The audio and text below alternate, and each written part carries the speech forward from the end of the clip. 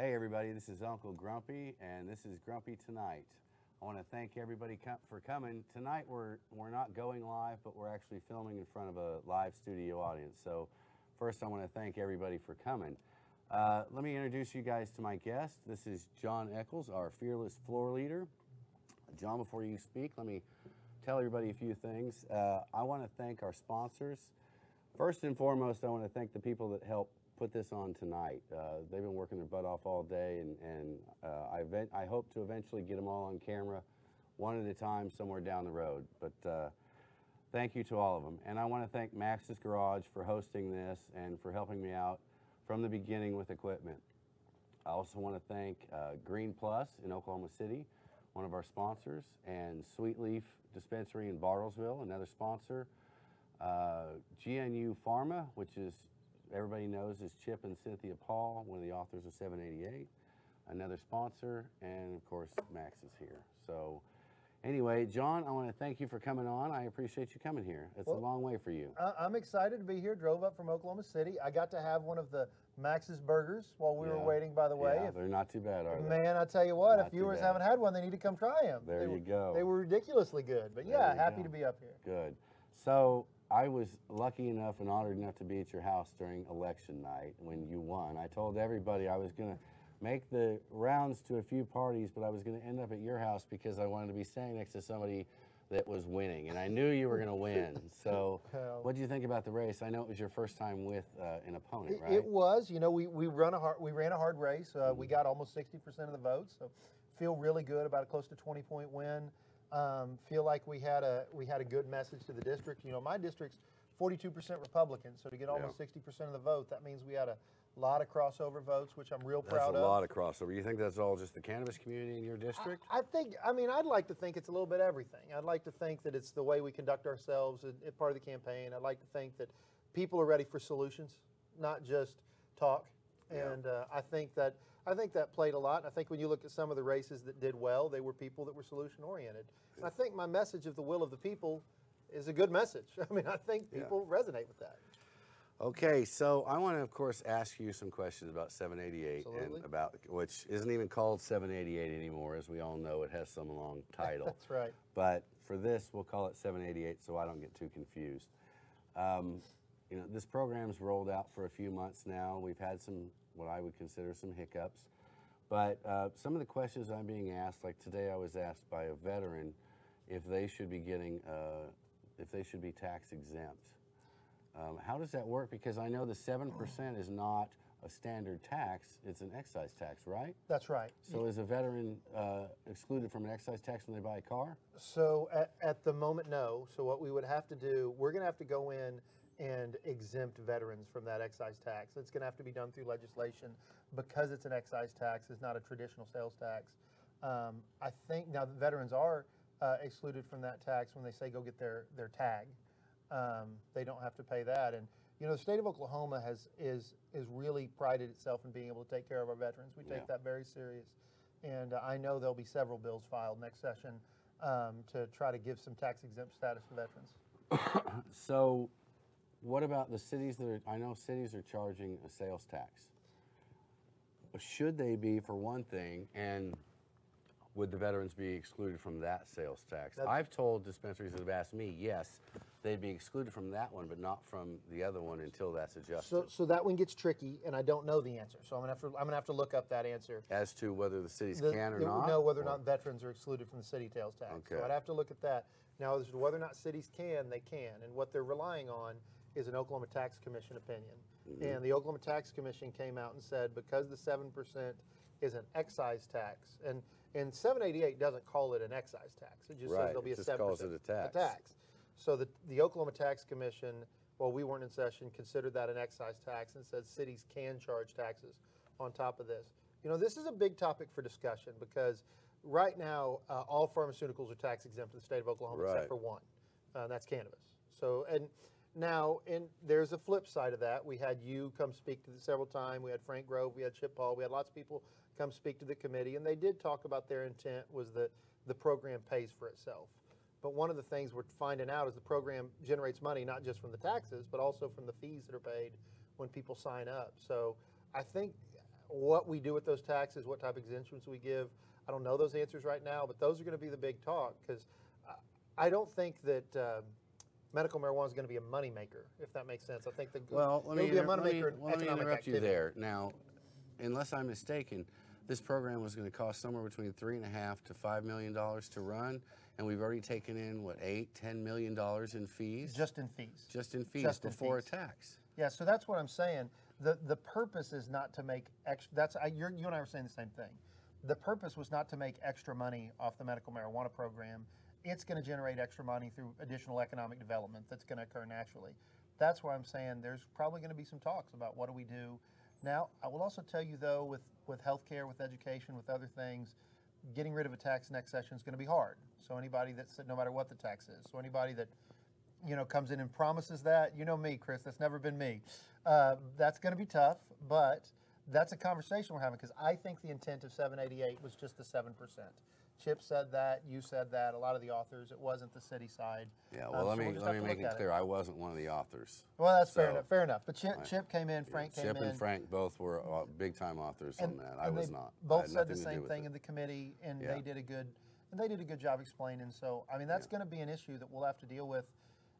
And frankly, it puts cities that, you know, people are going to make decisions based on cities with lower sales taxes if we keep doing that. Yeah, I know right now businesses that are making decisions based on what these fees are going to be. And now I'm under the impression, and I've kind of, people ask me questions that I'm not even close to qualified to answer, but I do my best to answer them, and it usually comes from, Yeah, that's right. usually you're a little more qualified, or at least in a position to know whether you're right or not. I tend to just kind of make it up. But I get asked a lot of questions from commercial facilities, whether it be dispensaries or and I've told them that they can be charged up to as much as the $2,500 fee that is also charged for 788 for the license. So the city fee could be as much as that, but not higher. Anything higher than that would be viewed as excessive. Probably. But what we're looking for with most towns is what I'm asking is, what are they charging every other business in your town to function? Be it liquor store, be it plumbers, warehouse, whatever it is. What is their business fee and how does it jive with that? And I'm finding in most cases it's a little higher, but it's under the 25, so I'm telling them that's just going to be the cost of business. Am I right in that? I think that's probably, or will be, it's a gray area right now with cities. I mean, you and I have talked about the city issue a lot. 788 essentially, I'm paraphrasing, says cities can't ban marijuana-based industries. Right. Now, inside of that, though, is a whole lot of gray. We've actually, you and I have had some success, I believe, in some cities that we're going to do some things as a result of some conversations we've had, and you've had, and you and I both had. They've stopped. So I would say to cities right now, I think you're safe at the 2,500. We'll kind of see how legislation works through the process. But I don't think they need to worry. I got asked today, I guess there's some rumor about raising the fees or making those. I don't see that happening next year. I mean, that's just not something that we're going to move forward with. The citizens just voted on this fee structure.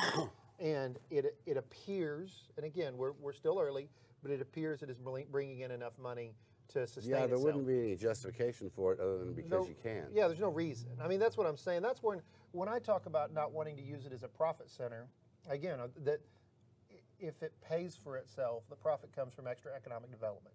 So I don't think there's going to be a big move to increase fees, and if there is, I don't think it's going to go anywhere because there's not a lot of justification for it right now. Okay. So you and I work together a lot on the Unity Plan. Everybody knows the word, the Unity Plan. People still message me and ask me, where do I find the Unity Plan? And I have to tell them wherever I think the most recent copy is, usually Norma Sapp's page. That's right. If you want accurate information, that's usually where you go. So for almost anything, by the way. Yeah, that's right. Yeah.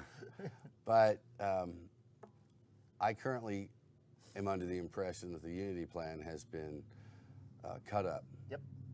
And while I understand the need to, well, I don't understand, I guess. The fact is I don't. Why did we do all that if it's going to be cut up and hidden into a bunch of bills? Yeah, why did we divide it up? No, it's a good question. So Oklahoma has what's called a single subject rule. So each law can only be regarding one subject. So if you've heard like log rolling that occurs on the federal level, Right, I understand. we can't do that. Yeah, I understand that. We talked about that during a special session. How does that apply now? Or why does that apply now? So our staff, we gave the Unity bill. Remember, we were working on the Unity bill. That really very much was me, you, some others trying to come together and say, the 788 community, here's a path forward. That's what we were trying to do. A lot of that was made kind of outside of the traditional legislative process. It wasn't made by legislative staff. It was made by by us. As you know, literally sitting in my conference room, marking stuff up. But trying to make it work. And so when we sent that down to legislative staff, they sent me back a bunch of cases, and they are right on this. My theory was it is one subject. That one subject is cannabis and applying 788. They sent back and said, no, this is going to be multiple subjects. This is going to be more than one. And frankly, I think what they did, and it wasn't on the legislative side, we let staff do it. That is where you get the best results because it's non-political. And all of our staff, by the way, is non-political staff, works for the Democrats and the Republicans. They divided that up. So it's not like it's going to be hidden like there's a little Unity bill here, little Unity bill here. It's not. It's going to be in a series of bills. Because that's where we lose control of the government, when in regular session, when no one's paying attention, when it's not a hot topic, when you can slip in something crazy at 11 o'clock at night, have it voted on the next day, and we hear about it over the weekend. Wouldn't it be cool if you had a floor leader, though, that for the first time in state history put everything that was going to happen on the floor the day before? Wait a minute. We have that guy. So I agree with what you're saying. Of course we do. but one of the things I implemented 2 years ago, my first 2 years as floor leader, which I'm going to continue on. I've been reappointed as floor leader. I'm going to continue out of my office, and I put it online the day before session, the next day. We're going to put online exactly what bills are going to be heard the next day. So this is totally outside. It's to avoid the process you're talking about. You need to send me that link. So I will. We can send it out to everybody. And it'll be on okhouse.gov, and it'll be there every single day. Well, I have a lot of eyes that are going to be reading everything you send. And that's fair. No, I mean, that's why I do it. I mean, I could have just done it. No floor leader has ever done that. And I will tell you guys, I know now that I've done it for 2 years, I know why they haven't, because it's time consuming. I mean, those lists don't create themselves. So I've got to, after we're done with the day, everybody's done all their work, I've done all my work, and then I got to go back and make it. But it makes the process more transparent. The bottom line is when the citizens can verify what their government is telling them is true, that's when trust is rebuilt. And we in the legislature have to understand we've lost a lot of trust from the citizens. So we got to take steps to build that trust back. That's why I come on. That's why I try to be accessible. That's why we're going to do this stuff. I mean, that's why we're going to send you out. That's why I put it online. So say this ends up in 8, 10 bills. They're going to be about other issues. And we're going to attach little pieces of it, or how is this going to work? It's going to end up broken. How are we going to end up regulating 788 is what I want to know. Yeah, so the first thing, well, let's go to first principles, even before the Unity bill. The first thing we're going to do is go in and pass the labeling and testing requirements that we agreed as a group, bicameral, bipartisan committee. The AG has come out and said the Department of, so to catch people up, I know you've talked about that on the show. Yeah, the Department of Health cannot set the regulations for the testing. So it has to be done by you guys. Exactly. So the very first thing that's going to happen is we're going to do that. And I would also let kind of the people know, so as you know, you were there. I was one of the driving forces, well, I was the driving force for testing not starting till the end of May. Right. You talked about 6 months from then for it to start, and then 2 years before they had to meet any certain Nancy certifications. Exactly, yes. And I will tell you, though, there's a chance, and I've been talking to a lot of dispensary owners, I've been talking to a lot of growers, and frankly a lot of labs, that they might want to try to start that even as early as May 1, because it does look like the labs are up and running. Hey, Oklahomans impressed me. I was a big... How many labs have you heard about up and running? About 4 that it could pass right now. Really? And that's just that I know of. Like could be. Then I need to get some names from you, because I'm getting calls every day and I have one name. Well, I'll give them to you off camera, because I don't want to be accused of... Yeah, of course, yes. I don't want to be accused of pushing any lab. Yeah, and and I don't want to play favorites. It's just this guy is so busy he can't even keep up. So see that, and that's what's so great, because you have this is the only one anyone knows about. Well, I've got, and I'm hearing them all the time that are ready, they're up and running. I've been impressed. I've been impressed with how quickly the labs came forward, and what I'm excited about, the biggest thing, full circle. 788 regulation is going to very much be less is more. I mean, I think regulation is going to be very light. I think there may be portions in the Unity bill when we break it all down that don't end up passing, that we don't end up needing. I mean, there were some regulatory things in the Unity bill that represented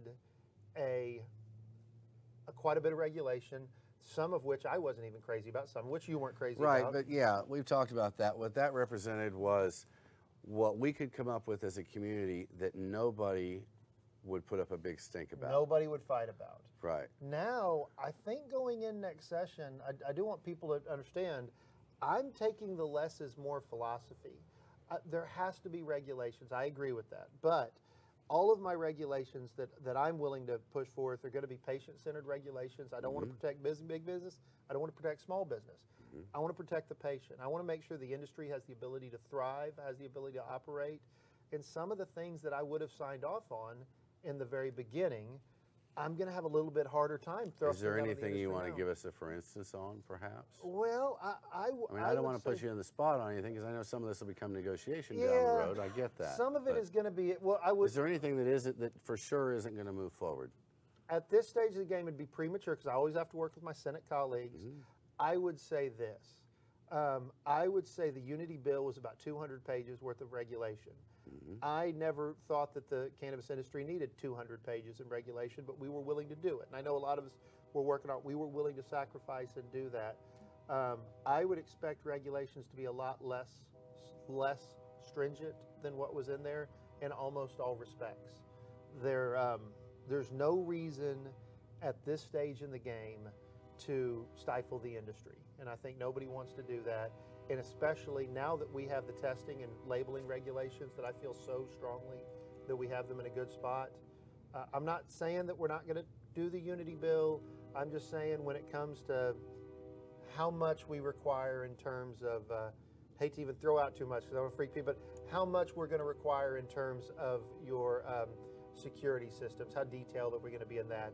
How detailed are we going to be on your growing cycle and how often we're going to let people go out and check it out? How detailed are we going to be on those things?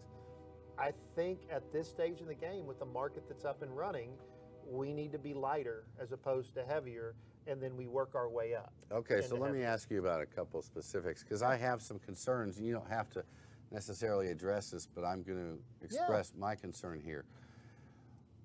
By not having a special session, which we all wanted, and not putting some sort of regulations on this program, we've allowed the Wild West. Now we can't go back and regulate the Wild West because for all this time we've said it's okay, and so we as a state open ourselves up for lawsuits. The reason I see that as a problem is things like, and I'll throw this out there as an example, if there is no canopy limit, then we have just changed what would have been a 10-year cycle from where small business moves in and runs things in the state to where before big business comes in and takes over. We've just changed that to a 2-year cycle with no canopy limits. My concern is that the people in this industry are not ready to be boutique growers.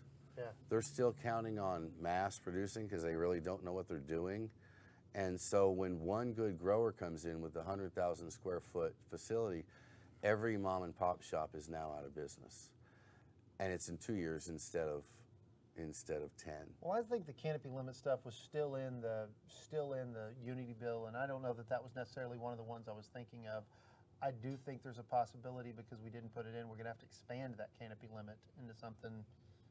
I don't know what those numbers are. Well, look, I'm saying if we don't have a canopy limit, then we as a state have to make a serious effort to get the people that just started this industry ready. We have to take some responsibility for preparing them for what they're getting ready to do. Because seriously, by not setting any regulations and allowing this Wild West, I mean, Philip Morris could move in tomorrow. No, they could. What is the current regulations for residency? Isn't it just a driver's license from Oklahoma? Yes, and where I would go, yes. So they move here yesterday, and they build a 100,000 square foot, or they apply for a license for a 100,000 square foot facility tomorrow, and it's all perfectly legal. And as it should be, I guess, but I'm worried. I'm worried. Your worry is not unfounded. I mean, we talked a lot about this as we're going to 788 was drafted very broad, and remember we had a lot of these talks that you and I were warning to people that were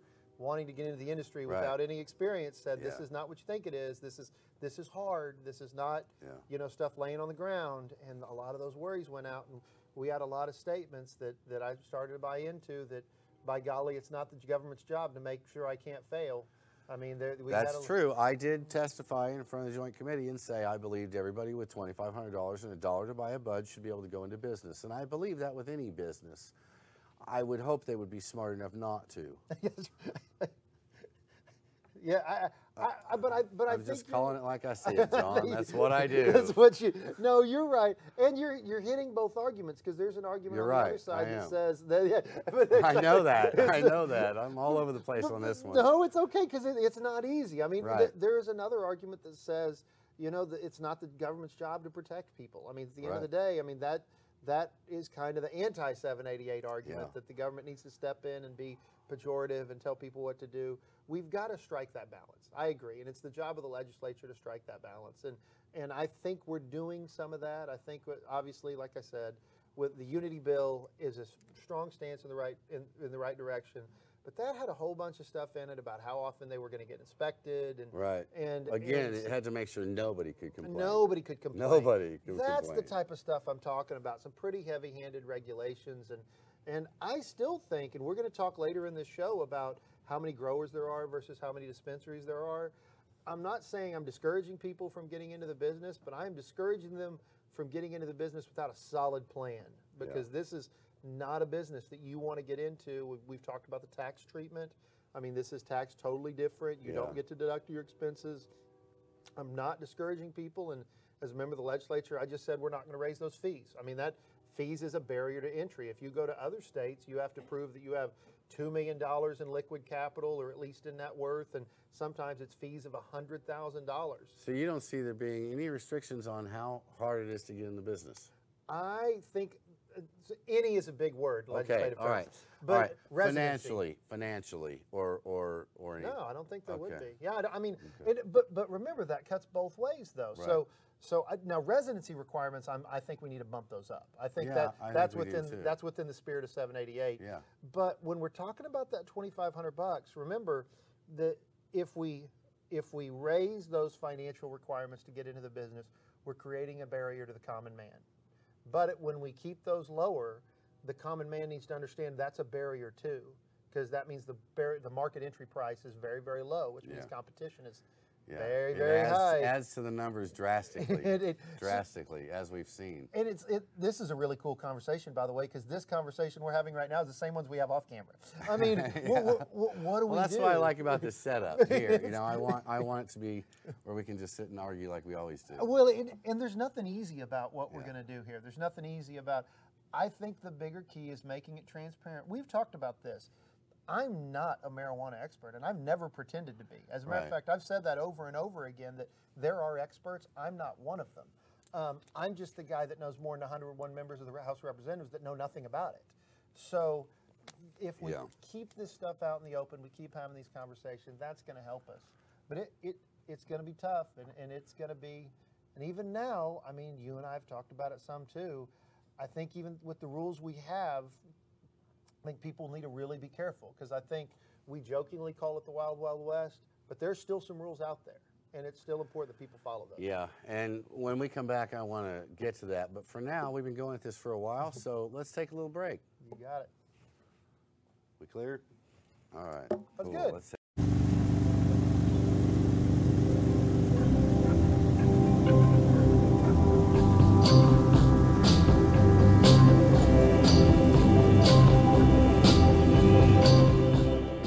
In the summer of 2018, despite a fierce and well-financed opposition, the state of Oklahoma passed State Question 788, giving the citizens the most open medical marijuana system in the U.S. You know, the people of Oklahoma spoke last night, and they said they wanted medical marijuana. Critics tried to frame 788 as being too loosely written, pointing to the bill's lack of qualifying conditions. Proponents countered that the bill would allow maximum access to the widest range of patients. State Question 788 passed by more than 13 points. My friends call me Grumpy. I'm a citizen lobbyist on the front lines of the cannabis revolution in the great state of Oklahoma. I represent not only the 507,000 individuals that voted for medical cannabis, but my fellow citizens who need this medicine. Join us as we travel the state to meet with politicians, activists, business owners, but most importantly, patients.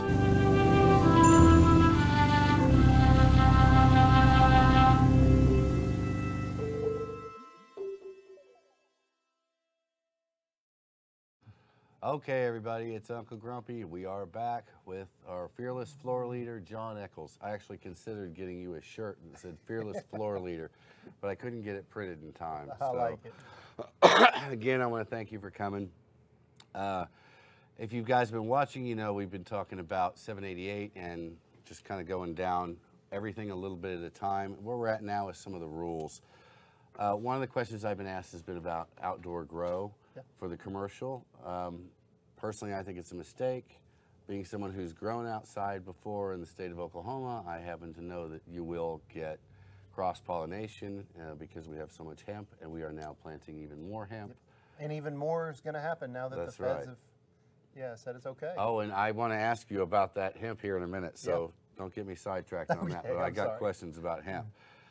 So, where was I? See what you did to me? Now I want to talk about hemp. So with the rules, so is outdoor going to continue to be legal, do you think? You know, I think it will. I think outdoor will continue to be legal. Now, there's a difference between legal and smart. Right. Well, we're not talking about smart. Again, as we said in the last segment, I've said everybody with $2,500 and $1 to buy a bud should be able to go into business. That doesn't mean they should. So that's right. We have that cross again there where everybody's going into business, not everybody's prepared. Yeah. So let's say someone comes after outdoor. I don't see putting up a big fight because, again, as I've said, I do see there's a problem in the state. Could you at least see some protections for these greenhouses, these big, large glass facilities? Because some call that outdoor. I don't know why they keep calling that outdoor. Those are not. I think the big, large. Calling that indoor. Yeah, I think big, large, the greenhouse ones. I think we could protect those easily. If somebody, let's say somebody went for outdoor, which by the way, I'm leaning towards. I'm not passionate one way or another on it, but I'm leaning towards allowing outdoor grow with full disclosure, saying I don't think it's a good idea. But if somebody smarter than me can figure out how to do it and do it well, then power to them. As long as we have good testing. But no, I think the big greenhouse, I don't know what else to call them too. I'll call them big greenhouses. Yeah. I consider those indoor grow. I mean, I think those would be protected. Okay. I don't see it. Maybe we need to write some language calling that an indoor grow. Yeah, well, if we ban outdoor grow, that would be my anticipation that we would legalize that, calling it indoor grow, not outdoor grow. So when you say some of the security was a little overreaching, are you referring to like the cameras on every square inch of the facility and but not necessarily the seed to cell tracking? No, yeah, I don't necessarily have an issue with the seed to cell tracking. So you want seed to cell tracking? You know, I wouldn't go that far yet. What I would say is I want seed to cell tracking if we can find a way to do it that's cost effective. So I still need some more education. Remember, and again, I go back to, and I know we keep saying it, but I'm saying the last time on this segment that we've done, the Unity bill was what we were all willing to live with given where things were at the moment. So nobody could fight it. We could get this up and running. We had so many other fights we were fighting. We wanted to show we can come up with something. Now that being said, I think seed to cell tracking is a great idea. I think seed to cell tracking helps deter youth access. I think seed to cell tracking helps both the businesses and the state and getting proper tax revenue, and it helps the businesses put it in. I think it deters sales to the black market. Now that being said, I've looked at so many different systems. I have some concerns of cost. I'm always. You mean you've looked at the software systems? Oh yeah, all types of people have showed me different seed to cell. And what kind of money are we looking at for a seed to cell tracking system for a standard? See, that's my problem. I haven't got a straight answer on that. So when I'm hesitant on the answer, even I've talked to 3 different vendors that have wanted to talk to me. You know, I don't control what happens, but they just want my thoughts on them. All of them have still been in the process of determining how much it was going to cost. So I want seed to cell. I think seed to cell is a good move. I just want to know what the costs are going to be before we do it, because at the end of the day, costs get passed on to end users. So we have to make sure. So again, once I feel better about that, I can give you a straighter answer on seed to sell. I do think it's a good idea. I think most of the people I've talked to would like it. I mean, even, and I'm talking about people in the business, they'd love to have it. So the testing, who do you see being responsible for the testing? The grower who produces the product, the store who sells the product, the grower's going to pay for it. Grower's going to pay for the testing. They're going to pay to get their stuff tested, is my anticipation. But no matter who pays along that chain, and the reason it's going to be the grower is because if that product's no good, the grower is going to be the one that's going to, let's say it tests positive for arsenic, God forbid. It's going to be the grower that's going to have to dispose of all that those product. that are having to test it now themselves, because I know I haven't gotten involved, I refused to get involved with any dispensaries until I found 2 that were having stuff tested. That's right. And so, I mean, is that going to be a problem, or? No, I don't think so. I think growers paying for testing is what makes the most sense. Now, at the end of the day, when I keep talking about the end user, all these costs upstream, they get passed downstream. I mean, they're going to get passed down to the end user. That's just the way economics works. And I think when we talk about, I was talking to somebody the other day about testing, and again, I know your audience knows this, but I go back to why testing is so important to you, why it's so important. I shouldn't say it, why it's so important to me. You know, if we're going to treat this as medicine, people need to know what they're getting. They need to know the exact cannabinoid, what it's made up of, all the terpenes. Yes, there's a safety component to testing, which is very, very important. But to me, testing is not just the safety component. It's also letting somebody know, I found this cannabinoid profile and this terpene profile helps me for X. Well, I want to know what I'm getting. That's exactly, that's what I work on in my personal life, okay? Because I need it for medicine for a multitude of reasons. And I've gone into some of these dispensaries. I've walked out of some that didn't have testing. I walked out of one mad, but wanted to see their product anyway because they had just marked hybrid, which basically let me know they didn't know anything about it. Because usually on the label it's hybrid, or it's sativa, hybrid, or indica. Yeah. Okay, and they'll mark which one it is. And then if they've got the full testing, it'll have all the breakdown of everything. Safety really isn't a concern. Yeah, I agree. Okay, we've been buying it on the black market. I agree. Me for more than 30 years, and I haven't died yet from whatever may be found in it. Now, I've heard in some of the testing there was fecal matter found in some because a grower converted a barn, and unfortunately I've seen too many of those. But the testing is so that I can use it for medicine. Yeah. Because it's very important to me what I'm ingesting is to get the right effect. Otherwise, I couldn't do this show. That's right. If I was using the wrong medicine for the show, I wouldn't be sitting here right now. I describe it like this. Tylenol and ibuprofen both will help your headache, but they affect people different ways. Yeah. And people need to know the testing is so important because when people are using it, and if they're using it for whatever the issue, whether it's sleep, whether it's, you know, like my mom's cancer, whether it's for children with epilepsy or with other seizure disorders, or whether or not it's for pain relief, they need to know that terpene profile is consistent, that cannabinoid profile is consistent. And we are really on the front. I was talking to somebody about this the other day. Oklahoma is really on the forefront of understanding other cannabinoids. We are further along than even a lot of other states. Yeah, everybody knows about THC. I mean, everybody knows about it. But we are pretty far along with some of our entrepreneurs that are doing a good job looking into the other cannabinoids and being able to tell people, yeah, this level of THC, but with this level of CBD and CBG and the other, maybe it works a little different. And I want us to continue that. I love it when Oklahoma's ahead on something. I mean, is ahead on, and that's because we really had we had the CBD explosion. Obviously, you know this. I take a lot of pride in that because that was my bill. But we had that CBD explosion long before other states, not long before, a strong word, but before most other states that did it. And we kind of were messing around with other cannabinoids other than THC because THC was illegal in most circumstances.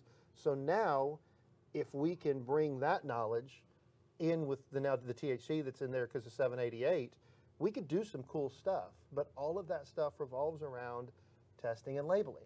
So people know, patients know what it is they're getting. And you know you're getting the same thing every time, as you know light years more than me. But that's why I care. That's why it's such a big deal to me. Okay, not to jump subjects, but I do want to talk about hemp a little bit. Yeah. This hemp program is being implemented by the universities. Yes. It's being used as a fundraiser. Yes, I know. I agree. Is that legal? It is. When we passed the hemp program last year, that was a bipartisan bill, my bill and Mickey Dolan's bill. We did it through universities because that's what the federal law required. But universities are calling people and saying, give this much of a donation to this part of our university and we'll move you up on the list. It's probably legal. Now should they be doing it? Luckily, don't tell me which universities are doing it, so I can talk more. I can talk in more generalities. No, I don't call anybody out here. I just talk about the issues. Do I think that's ethical? Probably not. Is it legal? Yes. But here's the even better news. With the passage of the new Hemp Act, when that's signed into law, we're not going to need to use the universities anymore. We're going to be able to just open it up. So how really long exciting. Before that happens? Next session. I think we anticipate. So this program with the universities goes away. Well, you could still grow with the university if you want to. There's lots of reasons. Why you would But want I to mean, do that. mandatory growing with the university goes away. Yeah, Mickey and Dolenz we and I let have the already federal rule, which will be anybody that wants to grow it can grow it, come into play. We don't try and stand in the way as a state. That's right. Is that right? That's what Mickey Dolenz and I plan on running next year. Hemp brings, if we're just talking about taxation structure, if we're talking about helping healthcare, if we're talking about helping schools, hemp brings in far more money than marijuana because you can sell hemp multiple times. There's not one that's bad, one that's good. There's not one that's better than the other. They just serve. They're the same and different at the same time. Now you're talking about hemp as an industrial product. Exactly. Okay, I want to move a little bit from that and talk about hemp in these CBD stores. Okay. What is the legal limit of THC in that hemp? So you can sell up to 0.3 THC if you are selling to someone that meets the qualifying conditions. So that's going to be severe epilepsy, wasting disease. There's 7 or 8 conditions, and under the care of a physician. Or if you're just selling to a regular person that doesn't have one of those qualifying conditions, it's 0. So if you're buying, for example, CBD. Okay, I'll get more specific. Yeah. Without, again, any specifics. If I go into one of these CBD shops and I buy hemp flower to smoke. 0 THC. But that's not what I'm buying. And nobody thinks that's what they're buying. That's not what the test results show. Well, it depends on the shop, because I've seen lots of test results that does show 0 THC, but in a grown flower, they can grow it with 0 THC. Well, let me back up. Considered 0? I've never seen test results from a flower. So okay, well, I'm talking about from flower, and not from. I'm not talking about the oils and the tinctures and all that stuff that's processed. I'm talking. You can now go in and buy what looks just like regular cannabis, but it's hemp flower. If it has THC in it, and again, I'm gonna just talk in generalities. So I would tell people, as the author of that bill, if you are selling hemp flower, and that hemp flower has traceable THC, any trace, you can only sell that to someone with a medical marijuana. Okay, you realize you're making serious news here. Yeah, you can only sell that to anyone. Now, I've said the same thing over and over and over on that one, though. I mean, yeah. No one's been listening. Maybe they're going to listen now. Yeah, if you are selling hemp, whoever it is, if it has traceable THC, you can only sell that to someone with a medical marijuana card. And with the medical marijuana card. Yeah, meaning you could sell that as medical marijuana, that's fine, but you can't sell it, if it has traceable THC, you can't sell that under Katie and Cayman's law. So you're saying hemp flower that I go in to buy and smoke has to be 0.000. I'm saying what the law is. No, well, you have a medical card, you buy whatever you want. Okay, if I didn't have a medical card, because we just got these medical cards, this flower's been out for a while. Yeah. Well, I don't have this a lot. This flower's been getting sold all year long. I don't have a lot of experience with the hemp flower. I've got a ton of experience with the hemp liquids. Tons of experience. Well, that's with processed. You can remove the THC. I know about the process and how to do that. But you can't grow hemp flower with 0. Now, I was told it was legal at 0.03. Law doesn't say to sell that. to the public. No, what the law says is you could sell at the 0.3 to the public if it had certain qualifying conditions were met. Okay. So if you All go right. into the definition, everybody can read this for themselves. Uh-huh. Go into the definition of marijuana. So the way we did that bill, you got to go back 6 years ago, kind of back in history. The way we did that bill is inside the definition of marijuana, we took pure, and I say we, it was me, took pure CBD and just made it not marijuana. So Oklahoma had one of the most expansive definitions of marijuana you could have. Anything from the marijuana plant was marijuana. Anything. And now it's not seeds or stems. Yeah, that's right. Now it's none of that. We took care of all that. It's not seeds or and stems never have THC in them. Exactly, but it was still classified as marijuana. So we fixed that. We took CBD out. Now, if you're going to have the 0.3 THC, whoever you sell to has to qualify for one of the qualifying conditions, because you can't fall under the pure CBD exception. The pure CBD exception says there's no THC in it. That's just legal. Pure CBD, no THC, sell that at Walmart if you feel like it. Doesn't matter. If you put THC into the product, the law is very clear. Then you have to fall under the second subsection. That second subsection says you have to have one of these qualifying conditions. Now, I don't know who we're talking about, which makes me really glad. No, it's multiple people. Yeah. It's not. No, I'm not calling one person out. And no one out here is going to pop up with a name and know what I'm talking about. That's not worth it. It's the industry. It's the stuff is everywhere. Yeah. So it's not one thing. Okay, we'll move off of the hemp thing for now. You've made that pretty clear. So let's go back to some rules, but let's move back to THC positive stuff. Yeah. This program rolled out with dates that were, let's just say, unique. And what I mean by that is the 8 days after you could get your license, you could plant seeds, I think it was. And I don't remember even what that first date was. But then the date when you could actually have a flowering plant, that it was just too short of a time. Mm-hmm. Correct. And then we had the sale of flower almost immediately after that, as if everything had just done an 8-week flower session in 3 days and dried and was on a shelf. It's not good. Where are we at with that? Because I can tell you, I've done the math. I've never lied to you about who I am. That's right. I've grown before. I'm not an expert, okay? That's why I started doing this, because I have some experience in growing and I need to take care of myself. I know the times. There's some autoflower that could have been ready and on a shelf by December 1st. And again, that's why I didn't get involved with any until then. We had stuff being sold way before that. And again, I'm not here to call anybody out. I'm here to call out the industry. I'm here to call out everybody that has a license that isn't helping police your neighbor or yourself. Those that are, unfortunately, using that Wild West to find the loopholes and jump rapidly through them. There's an old adage, pigs get fat and hogs get slaughtered. I've heard that. And be a pig, not a hog, is kind of the message we're talking about. 788 was clear. It has to be grown in the state of Oklahoma. If you're selling stuff that wasn't grown in the state of Oklahoma, stop it. Like, just stop it. Just stop it. I mean, you're going to mess it up for everybody. If you're that's my concern, because I've been worried that the OBN is going to come down on everybody.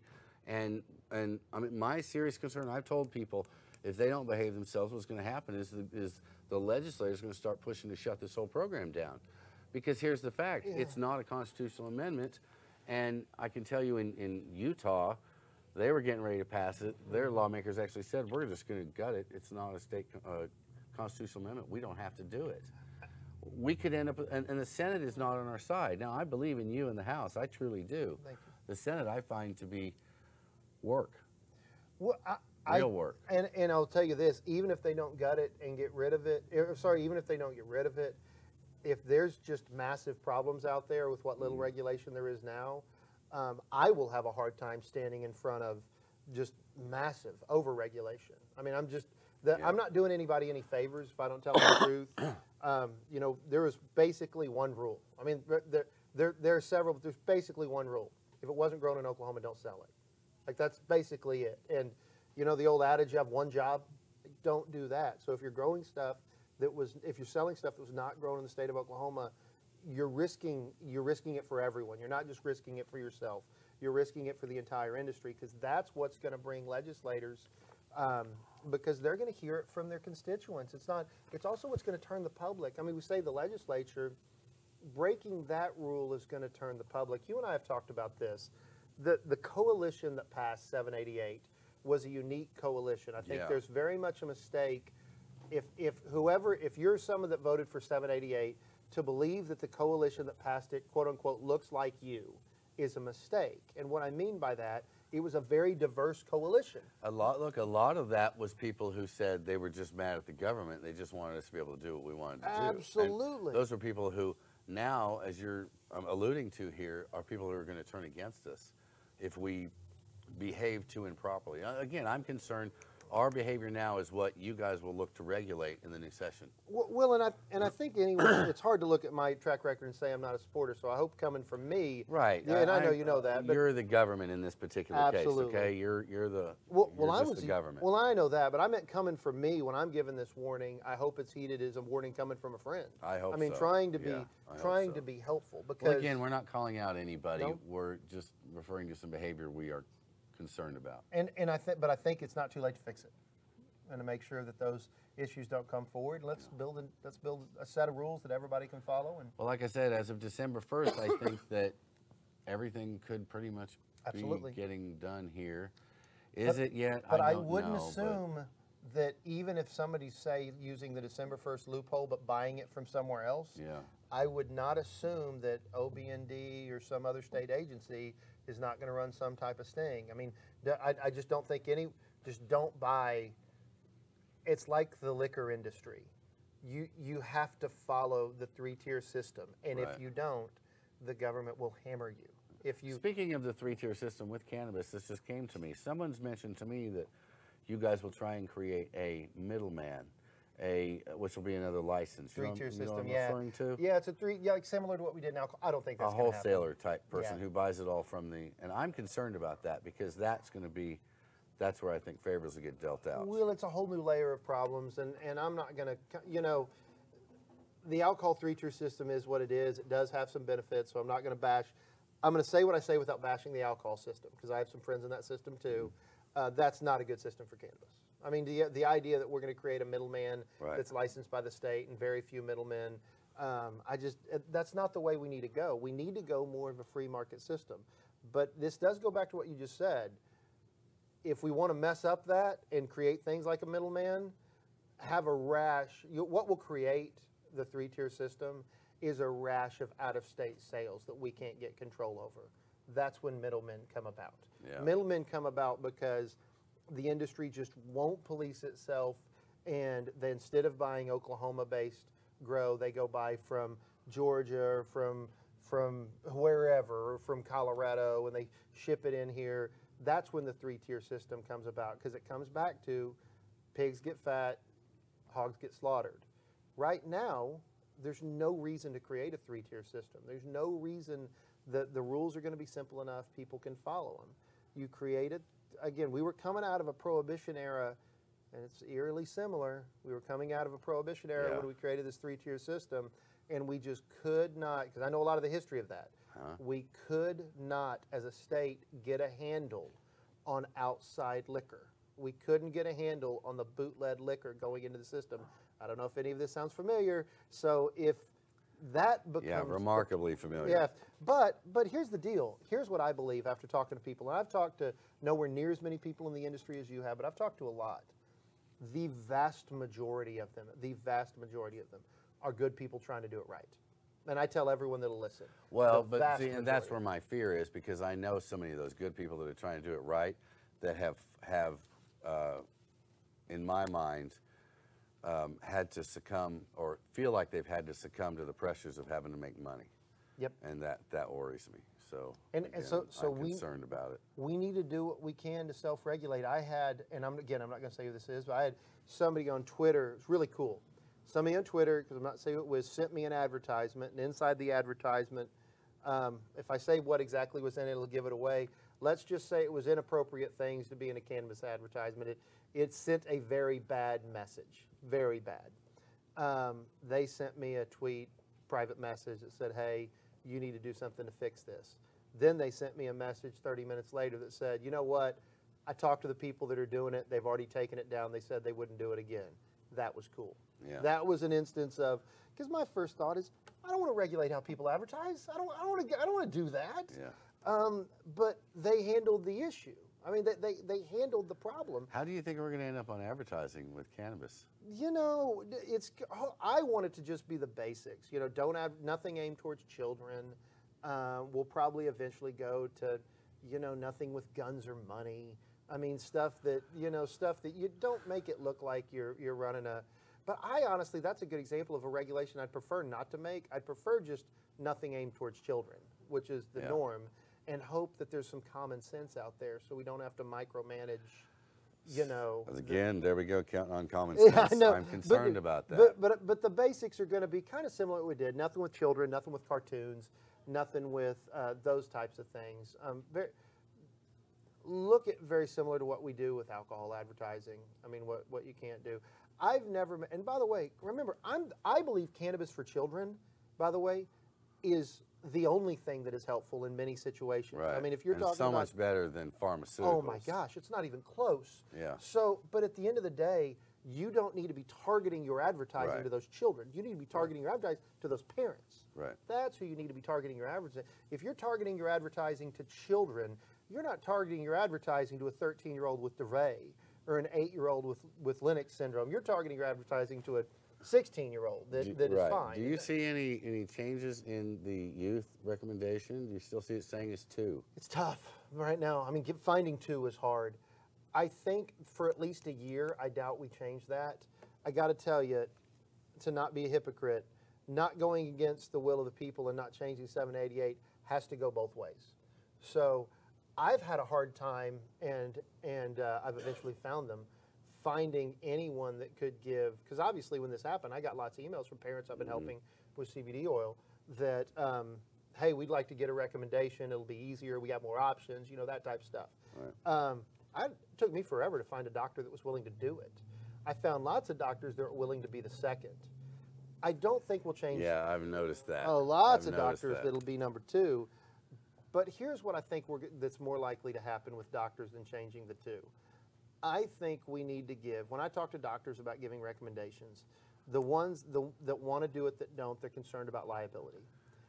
I think we need to give doctors some assurances that they're not going to be liable to some third party. If a doctor writes you a cannabis recommendation, and let's use you as an example, and you become intoxicated and go drive and get in a car wreck, the doctor's afraid they're going to get sued by that third party because they gave you a cannabis recommendation. Given the litigious society of the litigious nature of our society, well, I think that's a ridiculous case. The fact that they might be sued is not ridiculous.